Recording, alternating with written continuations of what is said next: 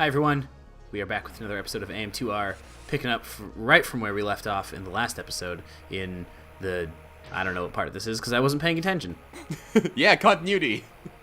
Yeah. Oh god. Oh, whoa. Jesus. Surprise! Yeah, Get wrecked. yeah. So here we've got this whole thing happening. This is around the point of this game where I started to think, I wonder if I'm getting closer to the end of the game. This game, this game's ending sort of sneaks up on you. I remember when I got to like the last part, I'm like, oh shoot, I'm here already? Okay.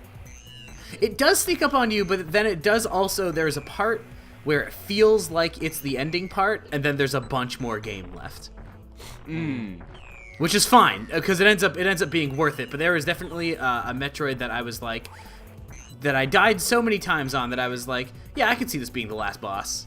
And then when the Metroid wasn't the last boss, I was kind of like, yeah, okay, I can keep going. I think I know what part you're talking about. And Yeah. I look forward to seeing you fight it. Yeah, I'll give, spoiler alert, that one might not quite work out how you expect. I may have had some recording snafus that happened around that particular boss fight, so you might not get to see as much of that as you might like, let's say. Is that episode just gonna be black, Dan? No, but it may or may not be non-existent. We'll get there when we get there. Oh man. Yeah, I can just see like these Metroids being like, guys, this Samus person is wiping us out. What are we gonna do?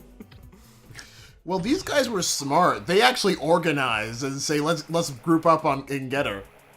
I feel like the legs make them a little bit cuter, and it makes me feel a little bit worse about killing them, but only a little bit.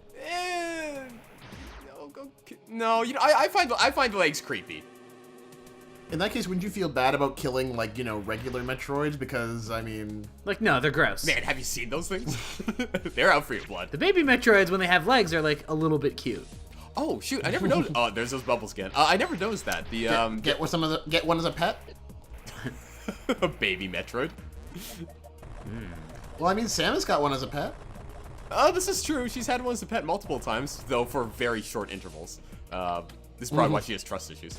But I see. I never noticed that in the elevator when you get like when you warp. There's if you look at the tube, you see like a quick blur of her morph ball spinning by. Yeah. Yeah. That's a nice sense of detail.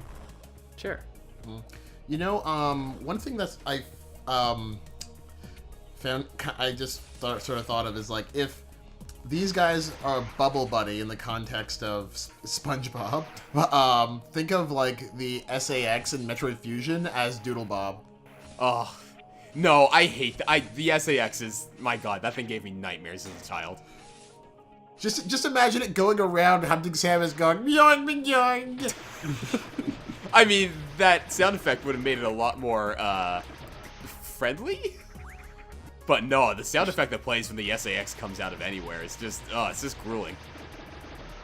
Will, we're both editors. We could easily just sort of put that on YouTube and just put it up for lulz. Oh, that's all you, man. I'm not going back to Fusion anytime soon.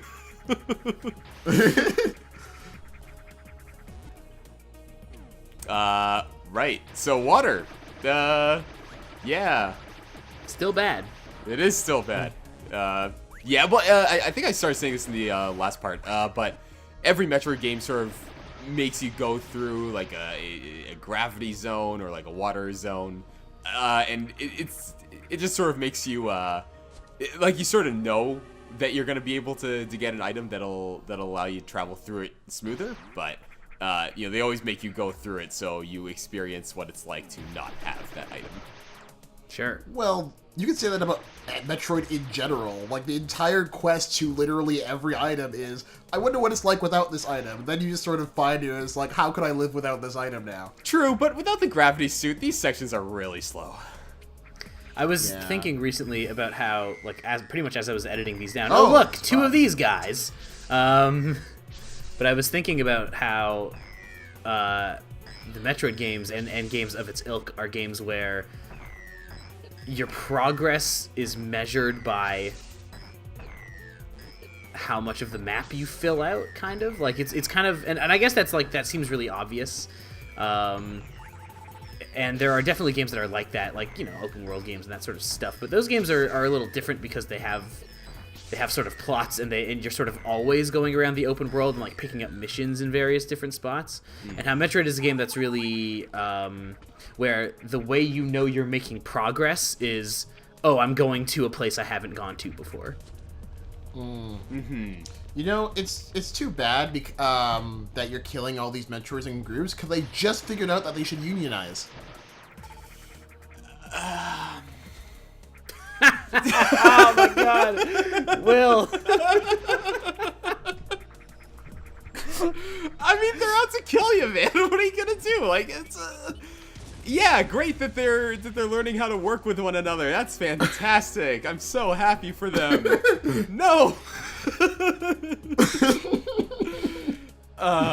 Yeah, maybe Samus is the real bad guy here. Maybe she is preventing another species from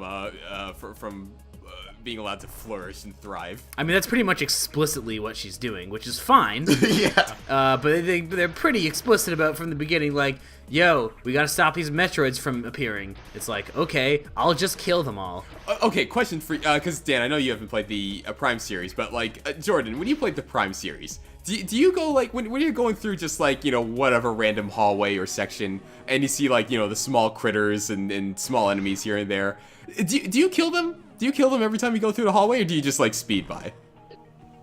Usually I'll speed by them, if it's like, you know, if I've been there before. If I've never been there before, I will kill on sight, just because I don't know how much of a threat this is. But after I know, okay, this thing's over there, this thing's over there, as long as this doesn't bother me, I'm not gonna bother you. But that being said, when it comes to Metroids, you kind of have to kill them on sight, because they will just latch onto you and just annoy you the entire way. Right, but don't you see, we're part of the problem here. Because take these fish for instance. Do we have to kill them? Not really. They're just in their own habitat, minding their own business. You know, yeah, they do attack Samus once you start attacking. But really, we could just, you know, do a live and let live thing, and.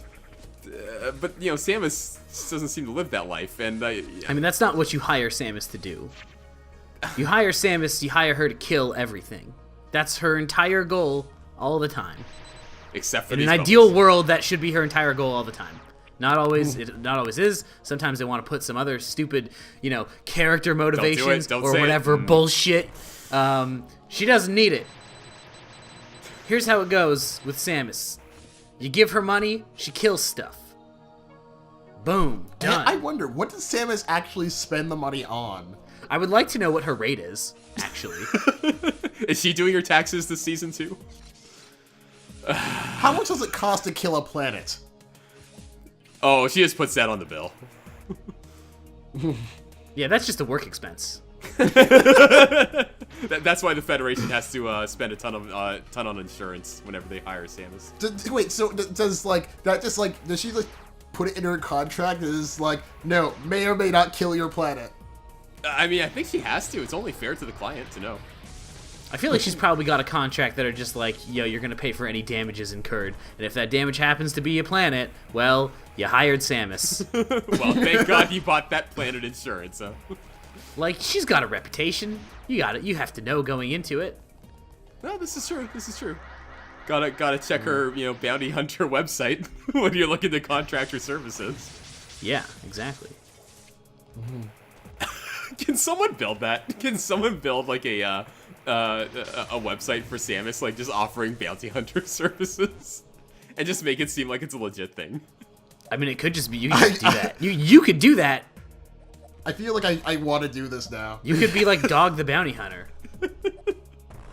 Okay, if somebody's like watching this and actually has like really good web design skills, because my web design skills are not very good, just somebody do that. Yeah. If somebody sees this episode and that website does not exist yet because 3 of us made it, it's your duty to create it. Joke's on you, I've already made it. The address is samusthebountyhunter.angelfire.com. Oh god, Angel Fire. What? I thought you were gonna say like GeoCities. Okay. Oh, whoa, that escalated quickly. Wow, yeah. This is actually a kind of funny thing you can do. If you just open the door, they'll just go through the door. And also, these guys are dicks because you shoot open the door and they just spit out like some disgusting throw-uppy thing that I can't think of a good metaphor for. Don't worry about it. Surprise. Anyways, there's a whole bunch of portals in this area, so Yeah, you're thinking with portals. gotta go through all of them. Door number 1, here we go. Oh, it's a zonk. It's a what? You said door number 1. Yeah, like the what's it called? What's that game show again? Where like what's behind door number 1, door number 2? If you get the wrong. Any game show? Any game show. No. It's Let's Make a Deal. Currently hosted by Wayne Brady, I believe. Yeah, if you get the wrong door, you get a zonk. Oh, you get what is a zonk? A zonk is just like a guy standing there, and he holds a sign What? that says zonk. What are you talking about? You know what's wait, Let's make a deal. I need to know more about the zonk. Look, my grandmother watches a lot of game shows. So does mine. Yeah. Okay, you know what you can equate the Metroids to then, if we're talking game shows? Uh-oh. Oh, that was I liked that show as a kid. I know, but it's just like, it's like all of a sudden, you just have the Punisher come in the form of a gigantic Metroid. There was a show before Uh-Oh that was like pseudo Uh-Oh. So, okay, for the viewers at home who are maybe not Canadian, Uh-Oh was like a kids game show that was on YTV. That was really good. It was like a trivia show, but then also there were like these weird mini games, and also people got slimed. It was a good time for everyone. And I know I know some people who were on Uh-Oh as children. Oh, really? Yes, I feel like everyone knows a person who was on Uh-Oh. Yeah. I don't. I've always wanted to be on it. The other grade 4 class got to go, but not my grade 4 class. Wait, your entire grade 4 class went to Uh-Oh? No, there were 2 sections of a grade 4 class in my grade school, and the other class got to go to Uh-Oh because they had a cool teacher. But whatever, go on with your story, Dan. Yeah, there was a show before Uh-Oh, and I never remember what it was called, but I always remember liking it more than Uh-Oh. Anyways, we got the gravity suit. Yay, we did it. Hey, we can defy the laws of gravity. Woo! Oh man, I'm not gonna sing "Defying Gravity" right now. That could legit get us a copyright claim. But I thought about it. Just keep that in mind. Do you enjoy Wicked? Yeah. So Samus obtained Sandra Bullock. Sandra Bullock. What? Wait, wasn't Sandra Bullock in No, man, it's Adina Menzel. Shit. Aw, everything's I'm gonna have an Adele Dazeem moment here. Adina Menzel. There we go. That's her name, Wait, right? no? No, Gravity. No, we're thinking the song from Wicked. Oh. Yeah, the Wizard of Oz prequel, which I really enjoy. Will, did you ask me if I liked Wicked? Do you? No, I think it's terrible. I saw it in London, and I think Wicked is awful. Oh. I like musicals. I think Wicked is really terrible. I liked it. I mean, like, okay, look, all the themes aside, I just like prequels, and like, when they, because the thing about Wicked, it's like, this isn't really a spoiler for anyone who hasn't seen it, but they sort of turn all the characters in The Wizard of Oz on their head, like, characters who seem good, are actually have like questionable morals, and characters who like, seemed evil, in Wicked, they have a bit more of like a complicated side, and you sort of see why they are the way they are, or like more so why they're perceived the way they are.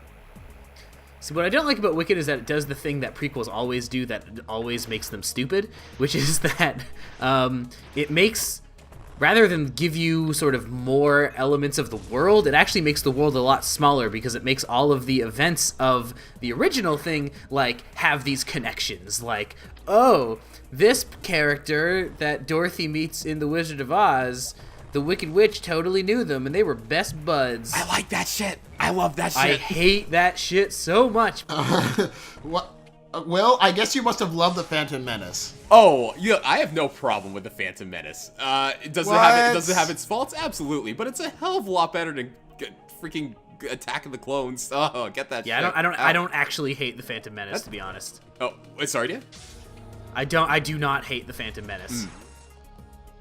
Do you like Attack of the Clones? I'm sorry, I have to ask this. Do you like Attack of the Clones more? Yes! I don't like Attack of the Clones a lot, but I like it better than Phantom Menace. I'm glad this part is over.